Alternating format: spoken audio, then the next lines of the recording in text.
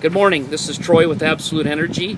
Today is Wednesday, May 30th, 2012. Just want to do a quick highlight on the crop progress report and ratings report. We're going to go right to the emerged on corn since the U.S. corn crop is pretty well all planted. U.S. corn crop average for emerged is 92% on the U.S. compared to 69% on the 5-year average. Illinois and Indiana, 97 and 96% compared to a 72 and 60 on the 5-year. Iowa, Nebraska, and Minnesota are 95, 97, and 94% compared to 81, 75, and 70%. The good to excellent ratings. Last week, we were at a very high 77% in the U.S. corn crop on a good to excellent rating. We dropped 5% this week to 72%. Last year at this time, we were 63%. Soybeans, percent planted, 89% in the Corn Belt, or the crop growing region, and 61% on the 5-year average. The emerged on soybeans is well ahead of schedule.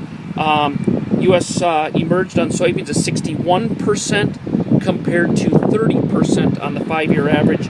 And Illinois and Indiana, 78 and 79% compared to 28 and 27%. Iowa, Nebraska, and Minnesota, 66%, 73%, and 41% compared to 40%, 36, and 33 on the 5-year average. So well ahead of schedule on the emerged on soybeans also. Kicking over to winter wheat, we've talked about this the last couple weeks about percent headed. We're 85% headed in the U.S. compared to 71%. And another thing that jumps out at me is the 9% harvested on winter wheat in comparison to 1% on the 5-year average. So here again, we've talked about possibility of some double crop soybeans. You know, being at the end of May here, we're already 9% completed on the winter wheat harvest. So that could be a distinct possibility. One of the last things I wanted to talk about today is a little bit on weather. I got a little bit of a tidbit here on the El Nino evolution. Traditional driver in the market this summer is the weather pattern, of course.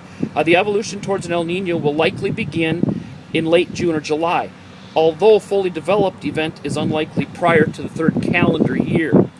With that said, it's very important to note that some of the most crop-effective weather to occur during an El Nino event actually occurs while it is evolving, not when it's fully mature. For that reason, beginning in July and August, many weather patterns around will likely be changing. So, you know, take that for what it's kind of worth. I don't know which direction it'll be, but we should see some movement in the weather patterns come July and August, according to what this is saying. And this, if you're involved in our farmer meetings that we had in the basement here at the plant, we had those 2 meetings back in March. We had the National Weather Service over here, and this statement that I just read you tends to back up what those guys had said at that meeting. So looks to be like the weather pattern is holding to what the National Weather Service was kind of saying. So we'll just have to see.